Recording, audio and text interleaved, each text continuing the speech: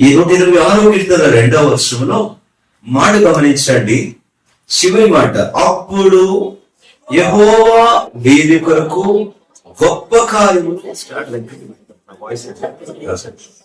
యెహోవా వీరి కొరకు గొప్ప కార్యములు చేశారని అన్యజనులు చెప్పుకొనిరి. మనం గమనించారా? అన్యజనులు చెప్పుకొనిరి. ఈ మధ్యాహ్న కాలం గమనించాల్సిన ప్రాముఖ్యమైన సత్యం ఏంటంటే, what we speak about God is not the matter today, but what heathen will speak about our God is the real thing we have to decide. ఏది మనం మన దేవుని కొరకు పలుకుతున్నాం అనేది కాదు, మన విషయం చూసి లోకం మన దేవుని కొరకు ఏం పలుకుతున్నారు. మళ్ళీ చెప్తున్నాను, జాగ్రత్తగా వినండి.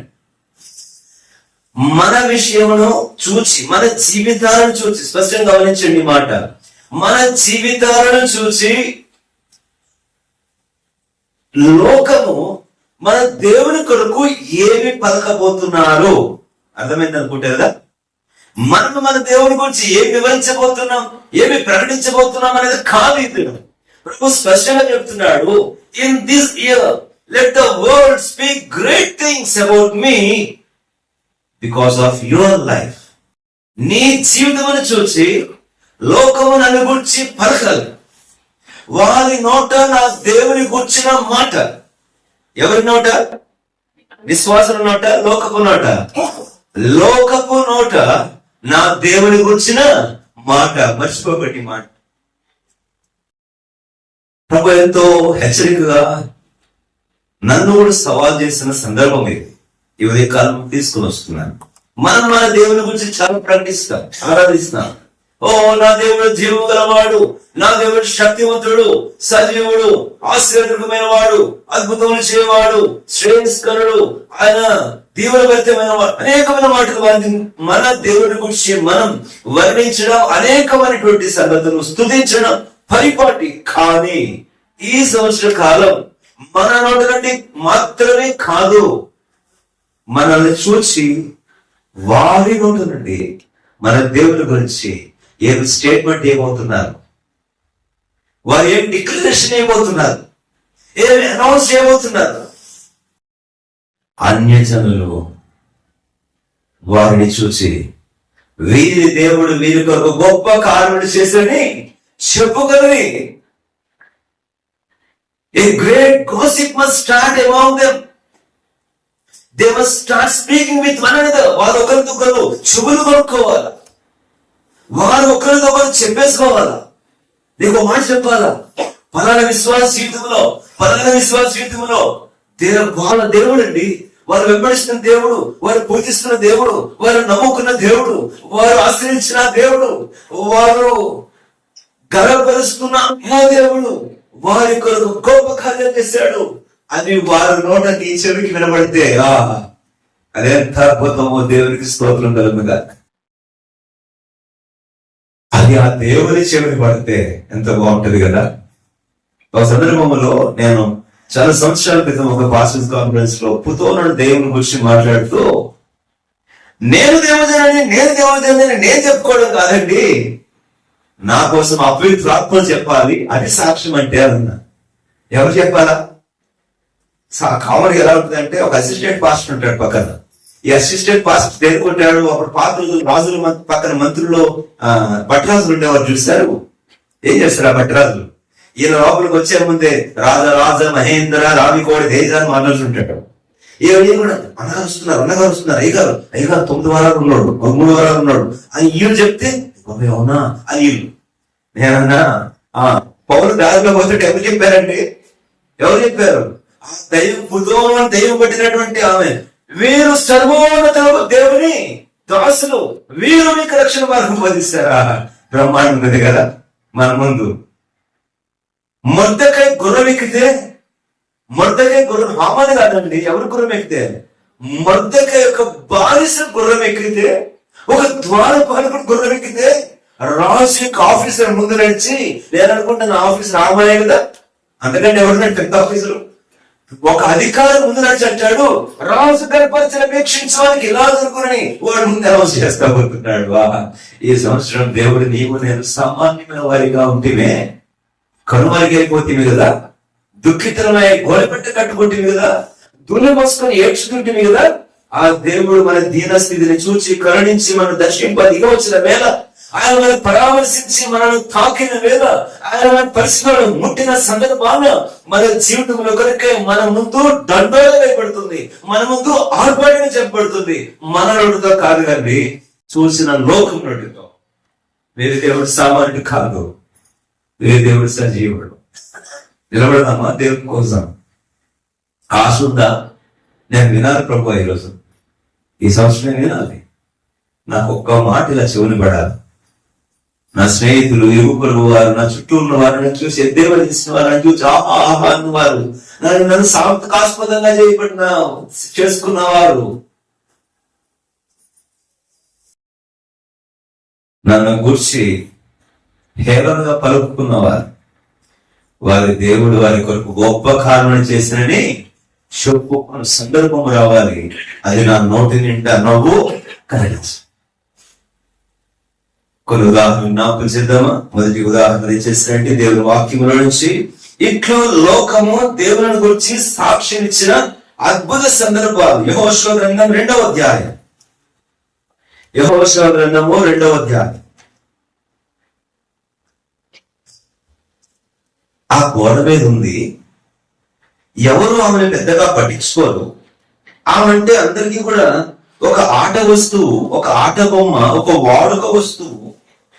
ఆమె జీవితం గురించి ఎలాంటి విలువ ఇవ్వరు. కానీ ఆమె గొప్ప సంగతి చెప్తుంది. ఏమంటుందో తెలుసా? యెహోషువ గ్రంథం 2వ అధ్యాయం 9వ వచనం.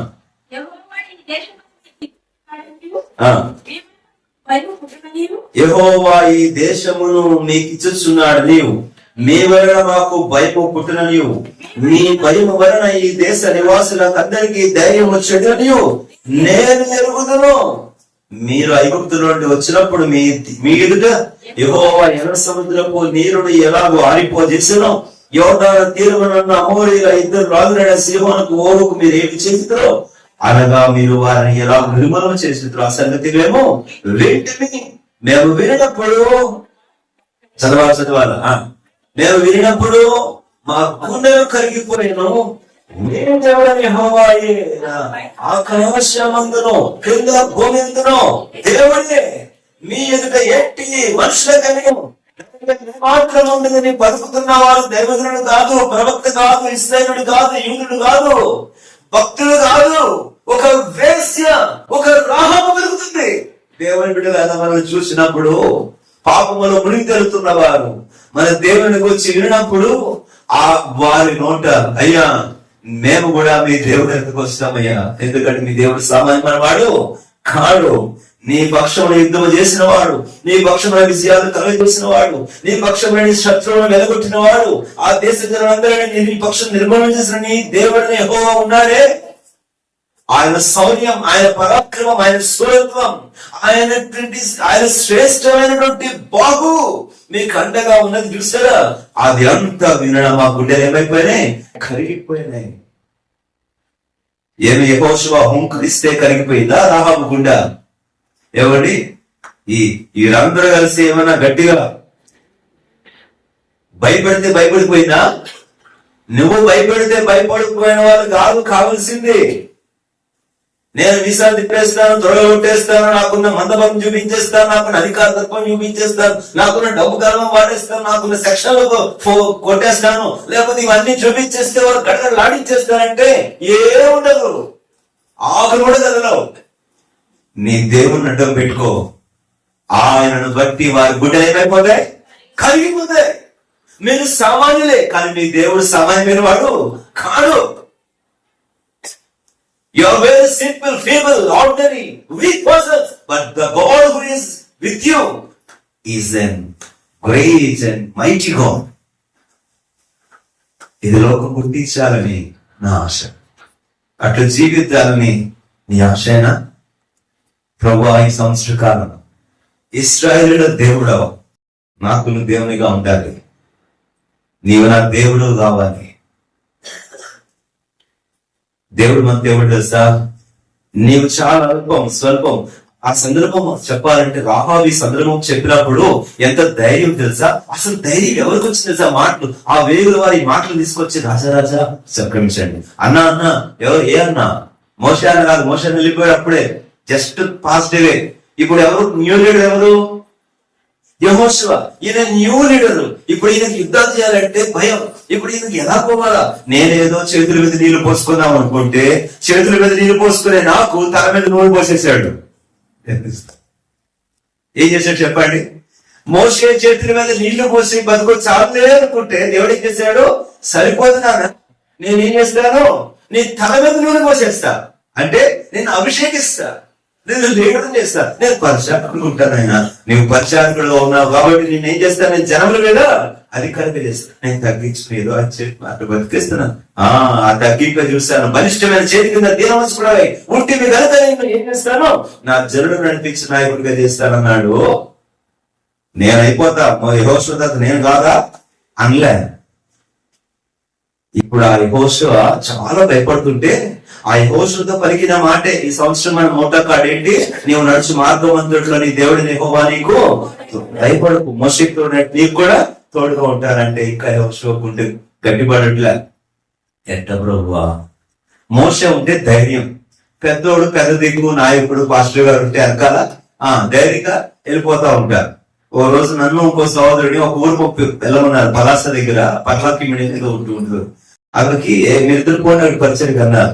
మేము పోదామని చక్కగా వైట్ డ్రెస్లు వేసుకొని చక్కగా బైబిల్ పట్టుకొని 4 వాక్యాలు అడాపడ తిప్పి ఎవరు 20 సంవత్సరాలు కూడా ఉండవు, 17-18 ఉంటాయి. రెడీ అయిపోయాం మంచిగా, ఇద్దరు వెళ్ళిపోదాం అనుకోని ఎలీషా అని అన్నాను. ఇద్దరు ఒక పక్కన జాకబ్ ఉంటున్నాడు, పక్కనాడు ఆ ఊర్లో దయ్యాలు బీభత్సం ఉంటాయి అన్నాడు. దయ్యం పుట్టిన కర్మ ఉంటారు ఆ ఊర్లో అని అన్నాడు. ఇప్పుడు మేము ఏం చేయాలి అర్థం కాక మేము అంటాము, అక్కడ జాకబ్ అంకులు మీరు రండి అంకులు, మాకు మీరుంటే మీతో పాటు చెప్తా ఒకలాంటి, ఎందుకంటే ఆయన మంచి ప్రార్థన పడు పెద్దోడు, దయ్యాలు ఎక్కడైనా పట్టినాయి అనుకోండి, ఈయన ఎంట బయలు పెట్టుకొని దగ్గర పోయి చెట్లు పెట్టేసి పడేసి దొర్లేసి ఏం చేయడు, నామను తగ్గిస్తున్నాను అంటుంటాడు. ఆయన గొంతుకు బీభత్సమైన గొంతుకు ఆయనది, మైకు లేకుండా స్వార్థలో నిలబెడితే అంత దూరం జనాలకి మేమేమంటే నువ్వు రాంకులు వాక్యం దంచేస్తాం, దైవత్వం మాత్రం నేను నిలబెట్టాను. ఇప్పుడు యెహోషువ అట్లా అందామంటే మోషే లేడు అక్కడ. ఏదో యెహోషువ మోషే ఉంటే నువ్వు కొండ మీద చెయ్యొద్దు, నేను ఇక్కడ యుద్ధం చేసేస్తానంటే కూడా చెయ్యెత్తేవాడు లేడు. Now there is no leader to me, now I have to take this task, bear this responsibility. ఇప్పుడు బాధ్యత భరించాలా. ఎట్లా ప్రభు అంటుంటే ఈ వేగుల వారు వచ్చి అన్నా భయపడుతున్నా, ఏం భయపడకంటావు, ఆ ప్రాకారం తీసుకు ఎంత ఎత్తుందో అది ఎట్ట పడుతుందా, ఆ ప్రాంతాలు ఎట్టబడుతుందిరా, అవుతుంది మనం ఎలా గట్టి తెచ్చుకుంటారా, ఎలా అవుతుందిరా. మోస్టే ఉన్నా ఒక ఐడియా చెప్పేవాడేమో, ఇప్పుడు ఏం చేయాలా టెన్షన్ పడిపోతూ కొంతమందికి అలవాటు ఉంటుంది. అలవాటు కొంతమంది అలవాటుందా వాళ్ళు పద్నాలుగు ఉంటారు భయం. ఇప్పుడు యెహోషువ కూడా అంటే చేతులు నిప్పేసుకొని, ఇంకొంతమందికి ఒక అలవాటు ఉంటుంది. అలవాటు అంటే ఇటు తిరిగేస్తుంటారు. వాళ్ళు ఏమని పిలుస్తారండి, ఏ పిల్లి, మీరేం చూశారు ఎప్పుడైనా, ఏమో ఎవరు పెద్దవాళ్ళు అన్నారు అంటుంటా ఉంటే. యెహోషువ సిచ్యువేషన్ అది is a time of confusion, is a time of obscurity, అయోమయపు దశ. ఇప్పుడు వేగి వచ్చిన్నారు, ఏందన్నా భయపడుతున్నావు, వాళ్ళు భయపడుతున్నారు. వాళ్ళ గుండెలు ఎప్పుడో కరిగేమైపోయినాయి, నీరైపోయినాయి. ఎందుకు, నా కోసమే ఉన్నారా, నీ కోసం కాదు, నీ దేవుడైన యెహోవా ఆకాశమందు భూమి మీద ఆయన దేవుడై ఉన్నాడని సంగతి వారు విని, ఇప్పటికే దేవుడు మన జీవితంలో చేసిన కార్యాలు విని, ఏం ఎర్ర సముద్రం ఎట్ట చేశాడో, ఆ ఫిలిస్తీన్ ఎట్ట తరిమాడో, ఐగుప్తీయుని ఎట్ట తరిమాడో, ఇవన్నీ విన్నారు. కాబట్టి వారి గుడి ఏమైపోయినాయి, కరిగి నీరైపోయినాయి. ఇక ఇప్పుడు యెహోషువకు కొండంత బలం. శత్రువు మన దేవుని గురించి విని భయపడి వరికిపోతున్నాడు అంటే ఇక మనం ఎలా వెళ్తాం చెప్పండి శత్రువు ముందుకి. మా నాన్నగారి కోసం తెలిసి వాడు వరికిపోతున్నాడు, ఇప్పుడు ఎలా వెళ్తా గిట్ట వెళ్తానే తెలుసా మా నాన్న కోసం అంట, అవునే కదా, ఎంత పవర్ఫుల్ తెలుసా మా నాన్న ఇట్టపోతాడు. అంతకుముందు ఇట్ట వెళ్దాం అనుకున్నాడు, అది ఇట్ట అయిపోతున్నాడు. ఈరోజు యెహోషువ అట్లా వెళ్తున్నాడు నీ జీవితంలో. నీ దేవుని గురించి లోకం ఎరుగునుగా. లోకము నీ దేవుని సమృద్ధి మెలిగి నీకు భయపడుతుంది. ద్వితీయోపదేశకాండం 8వ అధ్యాయం. నీకున్న సామర్థ్యాన్ని బట్టి భయపడేది కాదండి. నీవు ఆయన నామమున పిలువబడుచుండు, ఆయన నామమును ధరించు, ఆయన నామమును ఘనపరచు. అదే వారిలో భీతి పుట్టిస్తుంది. 28వ కీర్తన 10వ వచనం. ద్వితీయోపదేశకాండం 8వ అధ్యాయం, Deuteronomy chapter 28 verse 10. నీవు పిలువబడుచుండడం చూసి కనుక ఈరోజు ప్రభువా నా దేవుడు, నీ నామమును నేను ధరించడం వలన, నీ నామము నేను భరించడం వలన, నీ నామము కొరకు నేను నిలబడటం వలన, నీ నామము నేను గణపరచడం వలన, నీ నామము నేను గొప్ప చేయడం ద్వారా ఇట్టి శ్రేష్టమైన సాక్ష్యం నిన్ను గురించి లోకం చెప్పునుగా. అందుకొరకు సిద్ధపడదా. కనుక మొదటిది, రాహాబు నోట ఇశ్రాయేలు దేవుని మాట. ఎంత అద్భుతం! అది కలిగించింది అద్భుతమైన ధైర్యం యెహోషువకు. రెండవది దయచేసి రండి, నిర్గమకాండం 15వ అధ్యాయం. నిర్గమకాండం 15వ అధ్యాయం 14 నుండి 10 వచనాలు.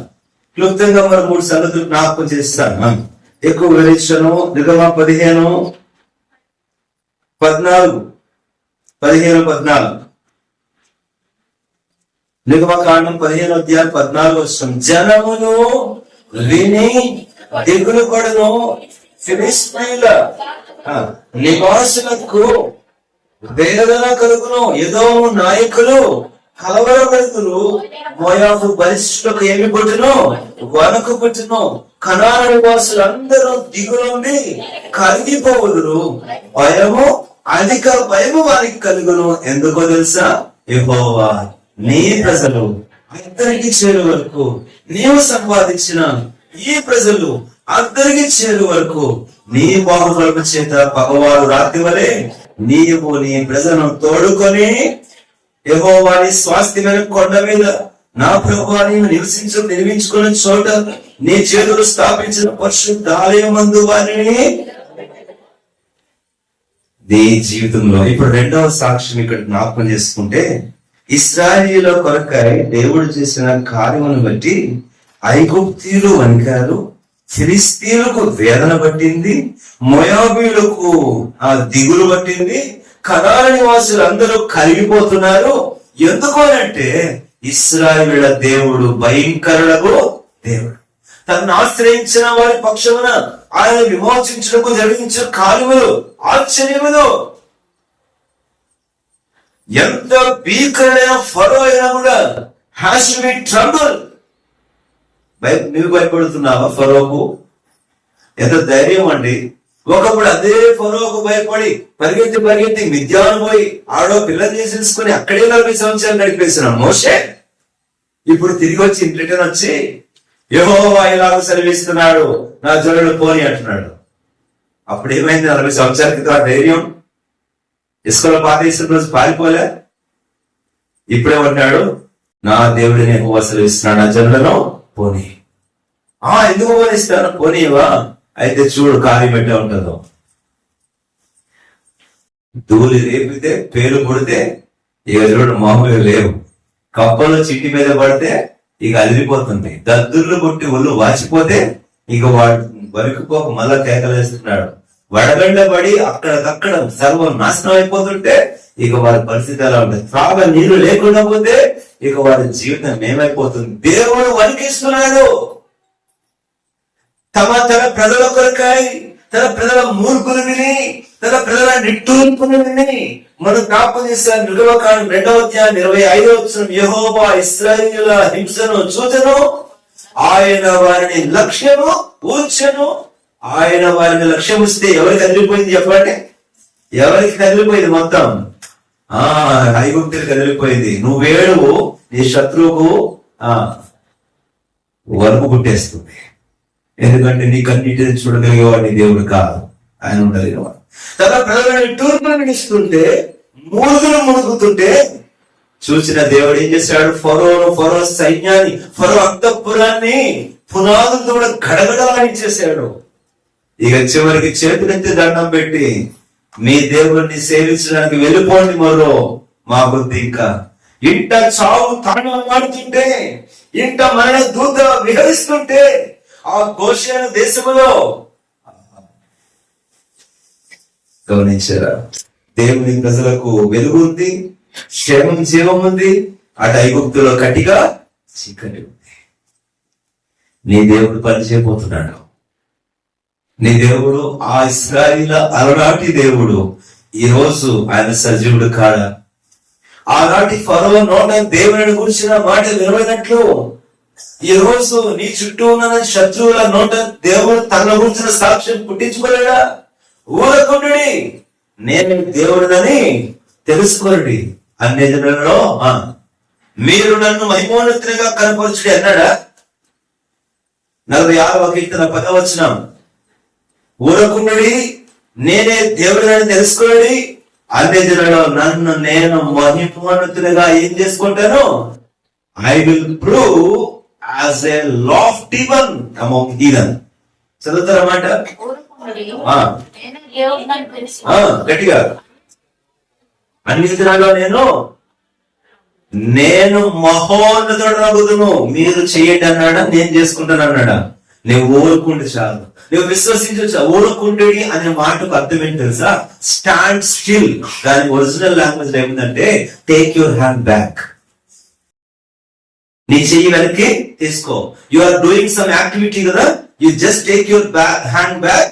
Don't do any attempts. Just stand still and give the chance to God's hand to work.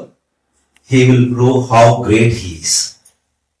అన్య జనులలో నన్ను మహిమోన్నతునిగా కనపరుచుకుందును, మహిమోన్నతుడు నవ్వుదును అనే మాటకు చక్కని వర్షం రాబడింది. I will show them how great I am. నేను చూపిస్తాను ఎంత మహిమోన్నతుడు.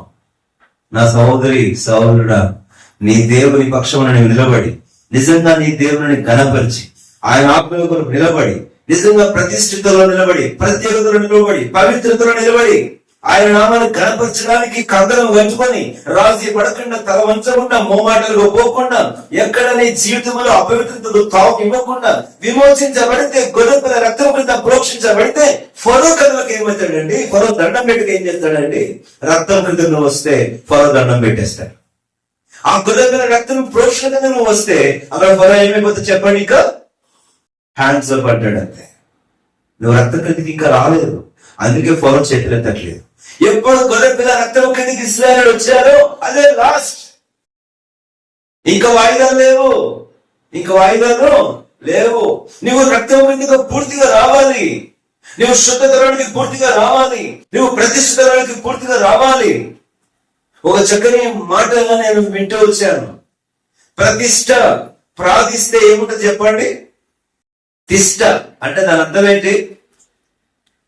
ఎవరైనా మన ఇంటికి వచ్చారనుకోండి, వారం అయింది, 2 వారాలు అయింది, నెల అయింది, అన్ని కావాలంట వచ్చిన వచ్చినట్టుకు పోతూ ఉండాలట. వారం అయిపోయి నెల అయిపోయి 2 వారాలు నెల అయిపోయింది, అప్పుడు ఏమంటారు? కావును ఏమంటారు చెప్పండి? ఇప్పుడు దాని అర్థం ఏంటి? పాతుకుపోయి అని అర్థం.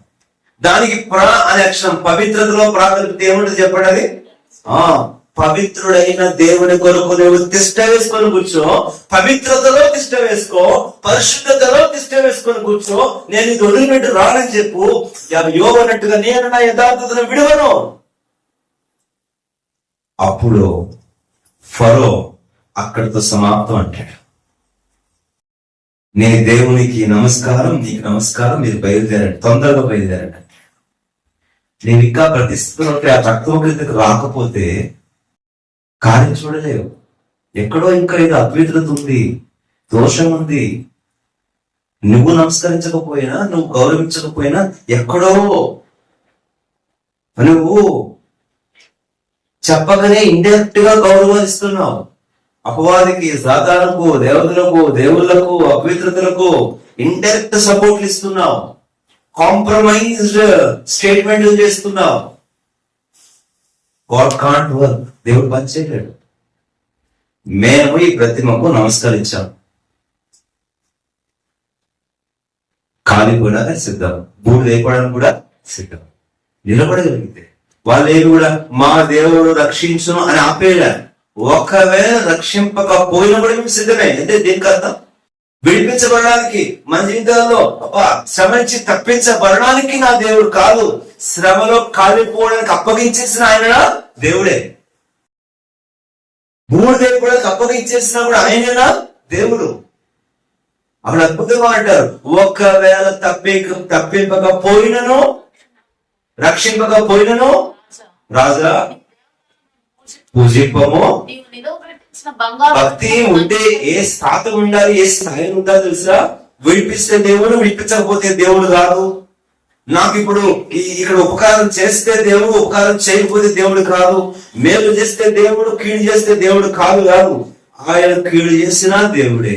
అగ్నిలో నన్ను అర్పించబడడానికి అప్పగించినా కూడా ఆయన దేవుడే. నిలబడగలమా దేవుడు? దేవునికి ఏమన్నా డెడ్ లైన్ విధిస్తున్నామా? యాకోబులాగా నువ్వు గనక నాకు ఇది ఇస్తే నాకు నీవు దేవుడివై పొందు. వద్దు ప్రియులారా, దేవా నా జీవితంలో నువ్వు ఇచ్చిన దేవుడివే, తీసేసుకున్నా దేవుడివే. ఇటు తీర్మానాలు ఉంటే ఫరో నోట నీ దేవుని కూర్చున్న వరకు పుట్టడంలో చూస్తావు. మూడవ మాట వచ్చేసి రాజుల మొదటి గ్రంథం 18వ అధ్యాయం, రాజుల మొదటి గ్రంథం 18వ అధ్యాయం 39వ వచనం. రాజుల మొదటి గ్రంథం 18వ అధ్యాయం 39వ వచనం. యెహోవాయే దేవుడు, యెహోవాయే దేవుడు అని కేకలు వేసింది. ఎందుకు, ఎప్పుడు, ఎవరు? బయలు దేవత యొక్క ప్రవక్తలు, ఒక్క ప్రవక్త నిలబడితే, ఒక్క ఏరియా నిలబడితే చివరికి ఎక్కడికి వచ్చారు చెప్పండి? యెహోవాయే దేవుడు, యెహోవాయే దేవుడు. మన జీవితంలో నీ ప్రక్కన సీట్లో కూర్చున్న వాళ్ళు నీ జీవితపు సవాళ్ళను చూసి, నీ జీవితంలో దేవుని కొరకైనటువంటి శూల కార్యాలను చూసి, నీ ప్రార్థనా శక్తిని చూసి, నీ ప్రార్థన విజయాలను చూసి, నీ ప్రార్థన ఫలితాలను చూసి నీ దేవుడే దేవుడిని చెప్పగలిగేటంతటి ప్రార్థనా పరులుగా ఉన్నామా? నీ దేవుని కూర్చిన ఉనికి సజీవత్వం వారి ఎదురుగా నిరూపించగలిగేందుకు సవాల్ పుచ్చుకుంటావా? ఇప్పుడు నా దేవుడు ఇశ్రాయేలులో ఉన్నాడు అని నిరూపించడమే నా సవాలు. ఇది నీవు పుచ్చుకుంటే వారి నోట నీ దేవుని కూర్చిన ప్రశంస మాట నీకు వినగలుగుతావు. Take a challenge for your God to prove his existence, that he is alive. నా దేవుడు సజీవుడిని నేను నిరూపిస్తాను, నేను ప్రార్థిస్తాను, నా దేవుని సజీవత్వం నిరూపిస్తాను. తద్వారా నీవు నా దేవుని ఉనికిని గురించిన సాక్ష్యమే కదా అని చెప్పగలిగే స్థాయిలో ఉన్నావా విశ్వాసి? సమస్య వచ్చింది, కష్టం వచ్చింది, అసమాధానం వచ్చింది, కలవరం వచ్చింది, కన్నీరు వచ్చింది, దుఃఖం వచ్చింది, ప్రశ్న వచ్చింది. ఏం చేస్తున్నావు విశ్వాసి? నువ్వు మోకాల మీద వెళ్ళవా? నా దేవా, ఇప్పుడు ఈ సందర్భంలో నీవు సజీవుడవని, నీవు క్రియ జరిగించేవాడవని, నీవు అగ్ని దెబ్బగలవాడవని, వారి కళ్ళ ముందు నీవు నా దేవుడవని. ఈ కర్మేల పర్వతం మీద ఏరియా చేసిన ప్రార్థన 2 స్టేట్మెంట్స్ గురించి చేస్తాను. ఏమని చేశాడు తెలుసా? మొదటి స్టేట్మెంట్, దేవా నువ్వు ఉన్నావని ప్రూవ్ చేసుకో. 2, నేను నీ దాసుని ప్రూవ్ చేయి. ఏమని చెప్పండి? నీవు దేవుడు అని ఇశ్రాయేలు యెహోవా కలడని కనపరచు. 2వది, నేను నీ దాసుడు నీ సెలవు చెప్పుకుని చేసిన నీ దినమున కనపరచు. Prove yourself and prove me. చేస్తావా ప్రార్థనట్లా?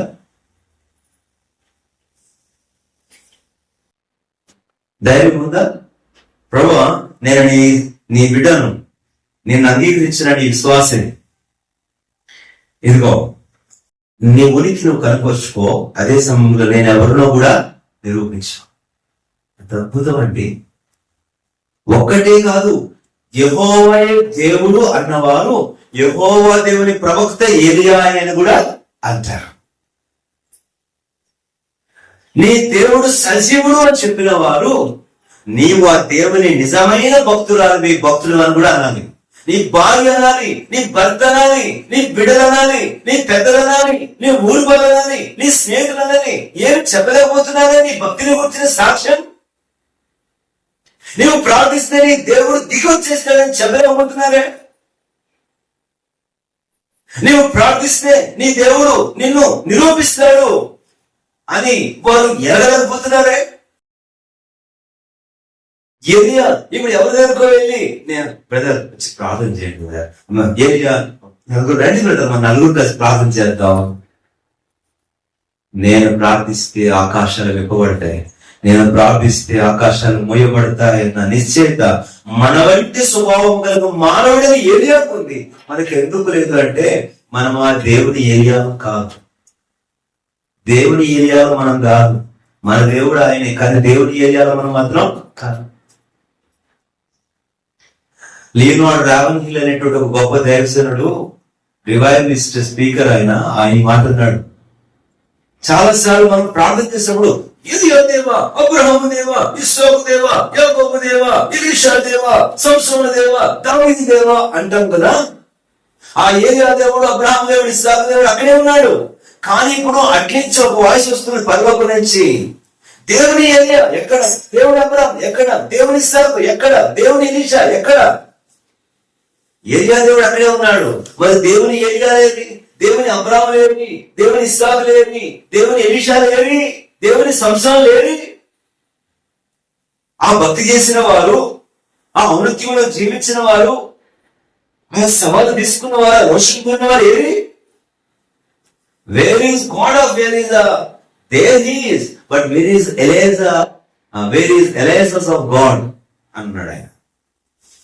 కాబట్టి మన జీవితంలో మూడవ నాకు ఒకటి రాహాబు పలికింది, రెండు ఇశ్రాయేలు శత్రువులందరూ ఒక మాట ముక్త కంఠంతో ఒప్పుకున్నారు, మూడు ఇదిగో బయలు ప్రవక్తులందరూ కూడా ముక్త కంఠంతో పలకగలుగుతున్నారు. అలా బ్రతకగలిగితే ఈ సంవత్సరం నిజంగా సార్థక సంవత్సరమే. ఒక్క వృత్తేనా నీకోసం నీ పక్కన ఉంది. నీ దేవుడు గొప్పవాడమ్మా, నీ దేవుడు గొప్పవాడే, నేను విడిచిపెట్టలేదు, నువ్వు ప్రార్థన చేస్తే గొప్ప కార్యం జరిగినాయి, నీ దేవుడు నిరూపించుకున్నాడు అని సాక్ష్యం కలిగితే అదేంత ఆశ్చర్యం. దానికి యెజ్రా గ్రంథం 1వ అధ్యాయం, సమయం అయింది 12 నిమిషాలు. యెజ్రా గ్రంథం 1వ అధ్యాయం 1-2 వచనాలు గౌరవించండి. పారసీక దేశపు రాజైన కోరెషు ఏలుబడిలో తన వాక్యమును నెరవేర్చుటకై పారసీక దేశపు రాజైన కోరెషు మనస్సు ప్రేరేపింపగా రాజ్యమంతటా చాటింపు చేయించి వ్రాత మూలంగా ఇటు ప్రకటన చేయించాడు.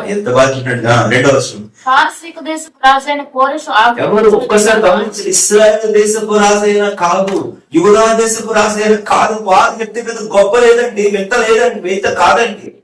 పారసీక the king of Persia, the king of Cyrus, అన్యుడ రాజు అంటున్నాడు, ఆకాశమందలి దేవుడిని యెహోవా లోకమందుల సకల జనములను నా వశము చేసి యూదా దేశమున యెరూషలేములో తనకు మందిరము కట్టించమని నాకు ఆజ్ఞ ఇచ్చి ఉన్నాడు. ఆ దేవుడు మీకు తోడై ఉండును గాక. ఎంత బాగుంది సార్. ఈ నా గత అనుభవం ఈరోజు నీకు ఒక సవాల్గా చేయాలని కోరుతున్నాను. లేడా దేవుడు సజీవుడు కాదా? ఆయన మొగపోయాడా? ఆయన చేతకు ఆయన హస్తాలు కొలిచేనయా? ఆయన చెవులు మందగిలినయా? నిలబడదామా ప్రభు కొరకు? పారసీక దేశం రాజు అంటున్నాడు, కానివ్వండి దేవుని మందిరం పని కానివ్వండి, నేనున్నాను మీకు పదని అంటున్నాడు. నీ దేవుడు శక్తివంతుడు కాదని ఎందుకు నేర్సిల్లావు? నీ విశ్వాస పునాదులు ఎందుకు బీడలవారినాయి? నీ ఆత్మీయ జీవితంలో ఎందుకు నీవు అవిశ్వాసపు సంకేతాలు చూపిస్తున్నావు? ఎందుకు నీ దేవుని కొరకు రోషం కలిగి పొనుకోలేకపోతున్నావు?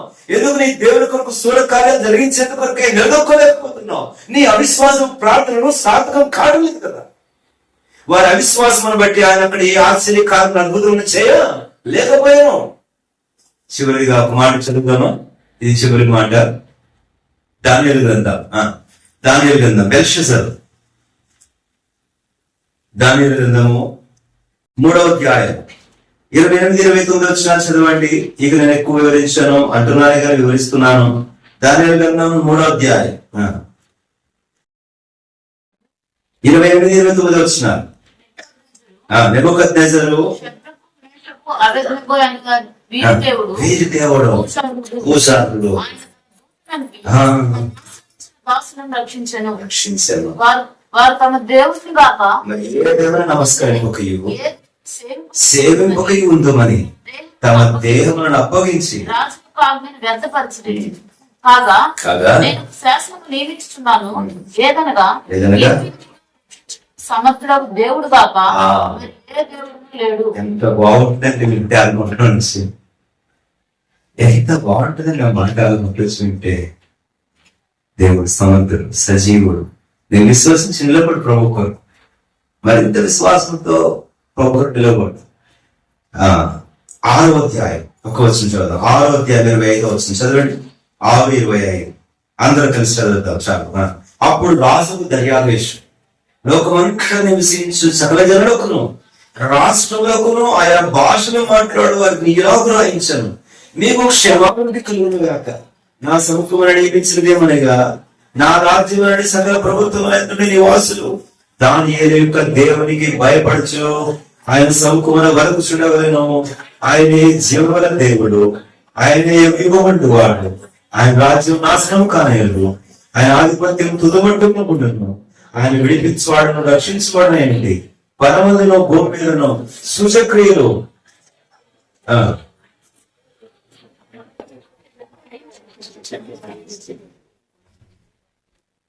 సింహాల బోర్డు నుంచి దానియేలును బయటికి పిలిచి దానియేలుకు ఒక పెద్ద హగ్ ఇచ్చి, దానియేలు అబ్బా సబాష్ దానియేలు, thank you so much, wonderful, happy, great, grand అనుకొని వెళ్ళిపోలే.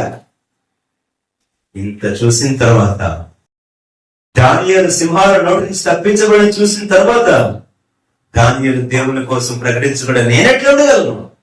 దానియేలు దేవుడి కోసం చెప్తే గొప్పేముందండి?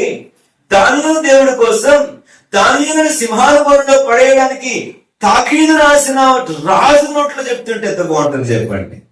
నిన్ను అప్పగించిన వాడే నీ గురించి నీ దేవుని గురించి సాక్ష్యం ఇస్తే, సామాన్యుడు చెప్తే కాదు, రాజే నోరిప్పి పలికితే, దారిపోయేవాడు ఒక మాట అనేసి ఆయన కూడా గొప్పవాళ్ళైంది అనేస్తే కాదు, రాజుడు ఆ దేవుడే జీవం గలవాడని సాక్ష్యం ఇస్తే, అది కాలంలో కూర్చున్న వారు నీ దేవుని గురించి సాక్ష్యం ఇస్తే, నీవు దేవుని దానియేలు నిలబడగలవా?